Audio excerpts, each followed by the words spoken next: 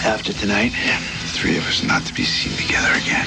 Matt Dillon is accused of raping two young Florida women, including Neve Campbell from Scream in Wild Things, a convoluted crime story that's one of 5 new movies we'll be reviewing this week on Siskel and Ebert. I'm Roger Ebert of the Chicago Sun-Times. And I'm Gene Siskel of the Chicago Tribune. Wild Things is yet another story of treachery and sexual intrigue full of double crosses and revenge and murder. We seem like we're getting one of these a week.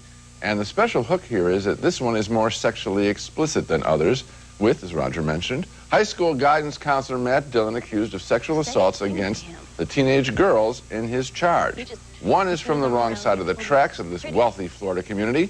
She's played by the red-hot actress Neve Campbell from Scream.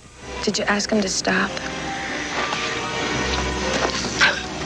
What difference does it make? No one's gonna believe me anyway. Did this man rape you? Did Sam Lombardo rape you? Yeah, okay, he did. He pushed me to the floor. Now, are we done? One welcome surprise in the film is comic relief, provided by Bill Murray as Dillon's sleazy defense attorney. What did you do to your neck? There was an insurance guy around here earlier. Also accusing Dillon of rape is Campbell's classmate, played by Denise Richards. A local detective, played by Kevin Bacon, is suspicious about a possible connection between the women. Nice stroke. Is there some reason why you're here? Curiosity, I guess. About what? How to improve your breaststroke? No, actually, I was curious about how you see things working out for you and Sam and Susie. Excuse me? 3 of you gonna go down to the Caribbean together? Live happily ever after?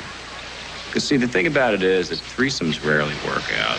You're out of your mind. I mean, it's hard enough for one person to keep a secret, let alone 3. Later, Matt Dillon, still under suspicion, pleads his case with a female detective, nicely played by a fresh face, actress Daphne Rubin Vega. Read it. You're gonna find an angry, sexually confused girl who threatened the lives of at least 2 people. What 2 people? Well, one of them was her mother. The other one was a female classmate she may have been sexually involved with. As much as I appreciated the plot, twists, and turns in Wild Things and the hot look of the film, I was always quite aware that I was watching a very commercial enterprise with sensational moments popping up as regularly and sometimes as artificially as billboards along the highway. I'm giving the film a marginal recommendation, but just barely. Maybe I wanted a little more heart in what I guess is supposed to be a heartless story. Oh, I don't think it's that heartless. I guess I liked it more than you. I think it's basically a comedy or a satire by John McNaughton, the man who made Henry, Portrait of a Serial Killer. And what we have here is like cafeteria style. You have sex, you have violence, you have romance, you have Bill Murray popping up and enlivening 20 minutes of the film, totally unexpectedly. I like that very much. At the I end, said the same thing. With the little clips that come in during the credits, you have all of the things that happened off screen during the story. That's kind of a new use of those credit cookies. Yeah, when my feeling about using the end credits is that usually it's a sign of desperation. But I am recommending the picture. I like this cast. And that Daphne Rubin Vega, did you like her? Yeah. She's very good, yes. Yeah, and again, Bill Murray, boy, did this film need him. The whole cast works together. They do. It's fun. Okay, next movie. And our next movie is a strange and sometimes touching story called Niagara Niagara that takes the old formula of 2 outcast young lovers on the run. We've seen that hundreds of times. This time it adds an unexpected plot twist. The 2 central characters meet while shoplifting and find an instant, shy, inarticulate rapport. You know, sometimes when I'm saying something and it's really important, I can't look at the person that I'm talking to, and I just think it's really great that you can't do that either. That's Henry Thomas, who was in E.T. 16 years ago as Seth there. And Marcy is played by Raman Tunney, who won the Best Actress Award at Venice for this performance. On the road, she tells him she suffers from Tourette syndrome. I have, I have these muscle tics, like tensing up and my head goes back. And I also have this thing called echolalia, which is when you have to repeat the same word over and over until you feel like in your throat that... Actually, it's like I have this itch inside of me, and if I don't tick or say the word exactly the way I need to say it, I just feel like I'm gonna explode. Really? Yeah, it's not like I want to do this stuff. I have to. They try to steal drugs to control Marcy's condition, but a pharmacist shoots them, and then they're befriended by an eccentric fisherman, well played, interestingly, by Michael Parks. Then I saw the way he landed the fish. I held him, and I thought, well, he might be scared of worms, but you don't need a damn worm to catch a fish. But now you tell me you're scared of fish. Marcy has always wanted a hard-to-find doll, and in a toy store in Toronto, she finds it, but Tourette syndrome causes her actions to be misinterpreted. Party, Gertie Birdie. Excuse me? No, Excuse me. she doesn't mean that. It's just, I think you two should leave. No. Marie! No. Marie! Hey, Marie! Marcy. Niagara Niagara is a perceptive and understanding treatment of Tourette syndrome. In fact, the first one I can remember ever having seen in the movies. And the performances by both Tunney and Thomas are pure and observant. They evoke the characters instead of just going for the melodrama. They're both very natural, unaffected actors. It's too bad that we've seen the basic road plot 100 times before. Young lovers meet, they go on the run, they meet people who help them and people who hurt them, and they seem destined for a tragic ending. These characters are interesting enough they didn't need to be plugged into a road movie. Still, the performances are so good that I vote thumbs up. And that's the same basis on which I recommend it marginally. You used the word shy to describe them early on, and I would want to emphasize that. Frequently in these young lover stories, they're full tilt out, and it's, you know, they can handle the world, but the world can't handle them. Well, in this case, these are characters who may not be able to handle the world, and I like that difference. They are, we come up to the screen to want to shelter them, as opposed to be shown their flashy style, which is the standard way of playing the story out. They create a lot of affection on the part of the audience. And, you know, Henry Thomas, who child actors have a problem developing into adult actors. He is very convincing here. And Michael Parks, who hasn't been around in a long time, does a good job with that eccentric fisherman. Yes. Okay. Coming up later, Rosie O'Donnell is a nun who tries to keep a troubled kid in line in Wide Awake. That's not funny. Is that funny? Coming up next, Hong Kong martial arts action star Jackie Chan battles the mob in Mr. Nice Guy.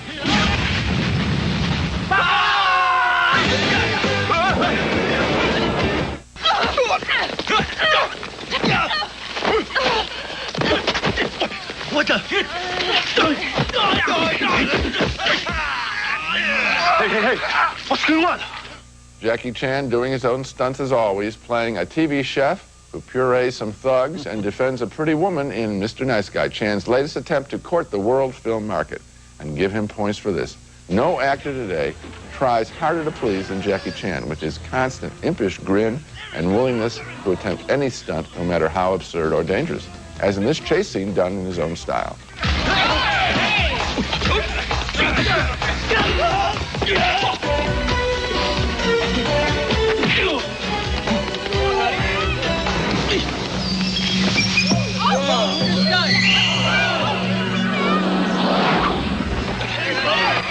Jackie Chan is also good at hand-to-hand combat. It really doesn't matter who the bad guys are or what the story is, now does it?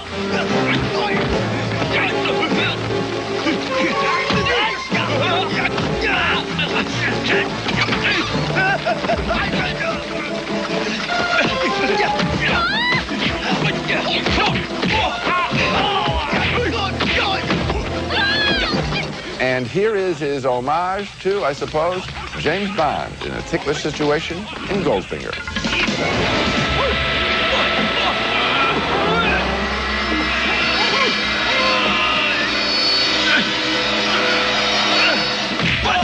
I mentioned how eager Jackie Chan is to please moviegoers. You get the feeling that he would be willing to jump off the screen, run up the aisle, go out to the refreshment counter, and buy and carry back popcorn for everyone, and then jump back up on the screen and into a stunt. And you know what? If he hears it, he's going to try it in his next picture. The story of Mr. Nice Guy is generic. Chan could and should do better. I found watching about half of this film was enough for me. I can't give Mr. Nice Guy a flat-out recommendation, so a marginal thumbs down in an effort to encourage him to do better next time out. Oh, I am voting thumbs up. And one of the things I like is not just the stunts and the action scenes, but the perfect, meticulous timing, almost out of silent comedy, in some of the little throwaway things. There's a moment when He's got a gun that he knows isn't loaded, and he points it at a guy who has a loaded gun. So they're pointing guns at each other. Jackie goes like this, the guy goes like this, Jackie hands him his gun. The guy takes the gun, and while he's doing it, Jackie takes his gun. Then the guy shoots him, but he doesn't have bullets in the gun now. And the way he does that, the physical logic of that, is just charming. I love it when he comes up with material like that. Roger Ebert in his first performance on Siskel and Ebert. Thank you very much. Thank Roger you. is going to do the parting of the Red Sea and the Ten Commandments next week. When we come back, Rosie O'Donnell is a tomboy nun in Wide Awake about a little boy who wants a sign from God. No one is going to hell.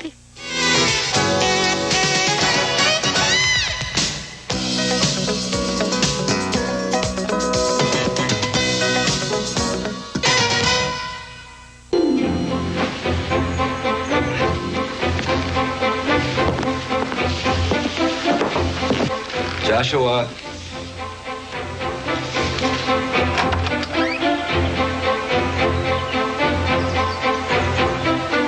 Joseph Cross plays a fifth grader named Joshua who doesn't want to go to school in that scene from Wide Awake because he's so depressed about the death of his beloved grandfather.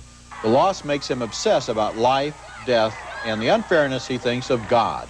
And he can't forget the void in his life left when his grandfather died. Here's a flashback from just a year earlier. The winner of our fourth grade... Sister, my grandson hasn't finished the race.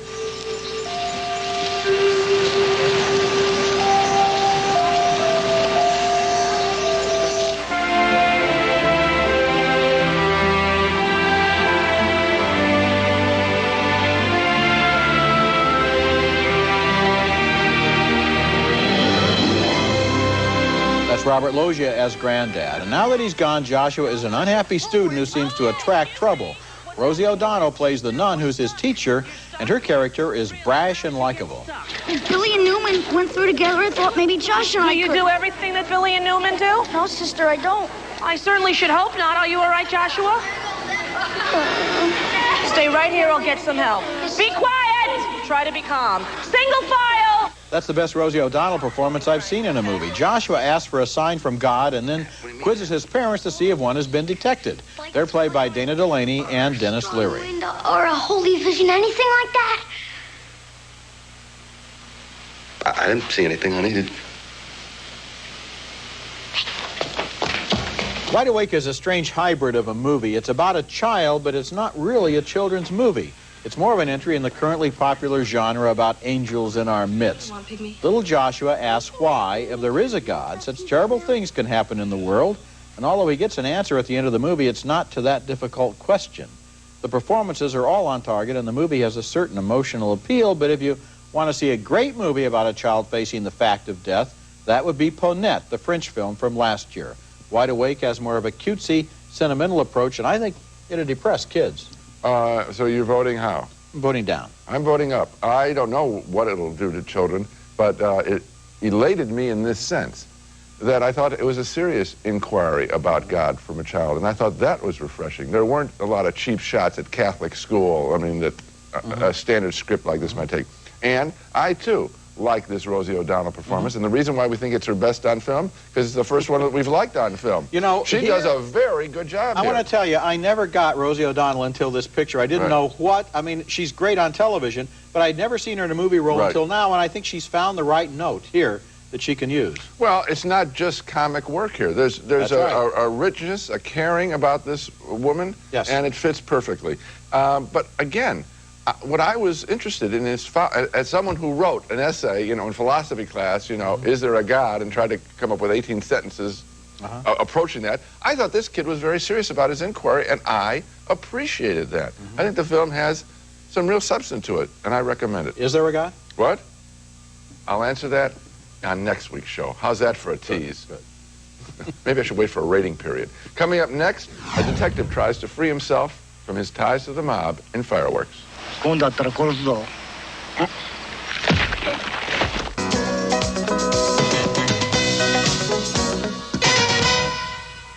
battling gangsters and his wife's illness in Fireworks, a new film by Japanese director Takeshi Kitano, who is omnipresent in the world of Japanese entertainment right now, currently appearing in, get this, 7 weekly television shows, in addition to writing, directing, and starring in his own movies, of which Fireworks is the latest. Kitano plays a detective whose wife is very sick as they take perhaps their final trip together.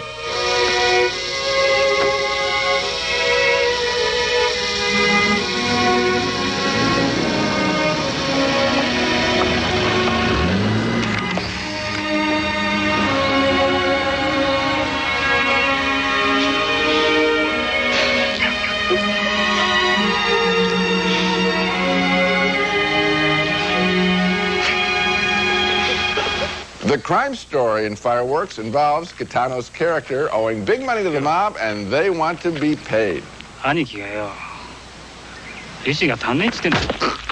His partner becomes a paraplegic in the line of duty and tries to find relief for his physical and psychic pain through painting and through appreciating nature.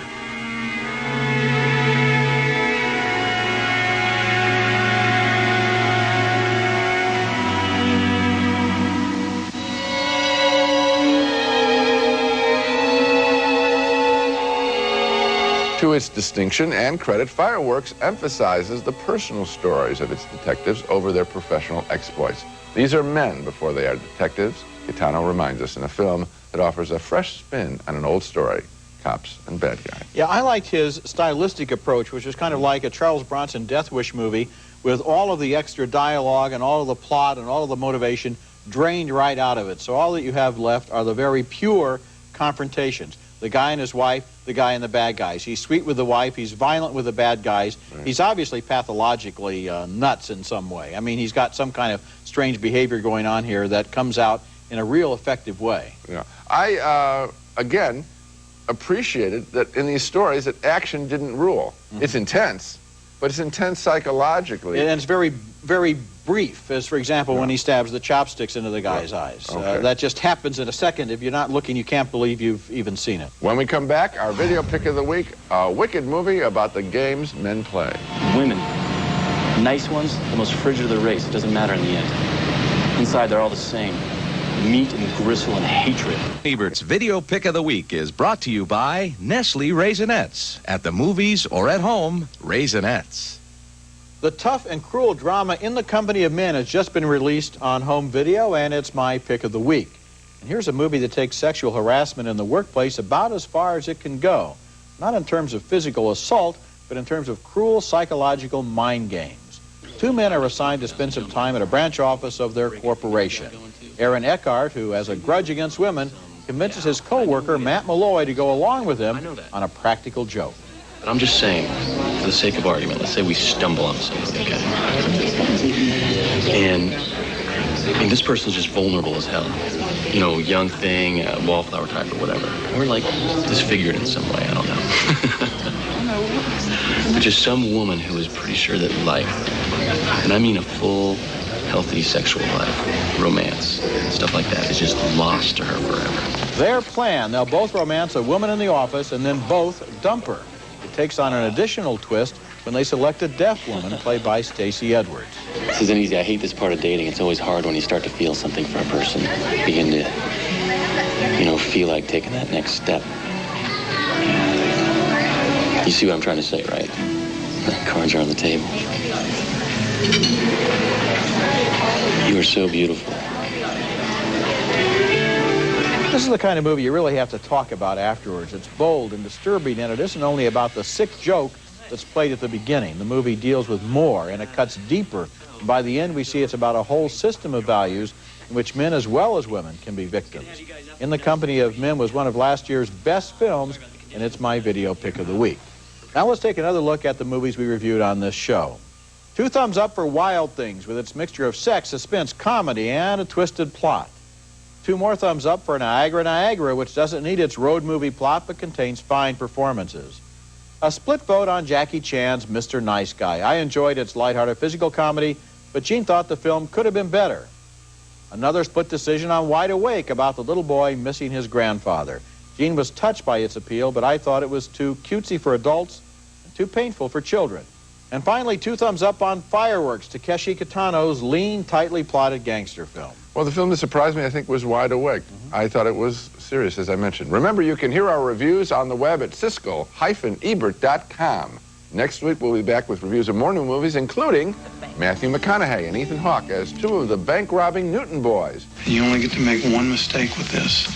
They find a finger or a toe. Well, that's what they bury. We should probably leave now. And also, The Proposition, the story of a love triangle among William Hurt, Madeline Stowe, and Kenneth Branagh. That's next week, and until then, the balcony is closed.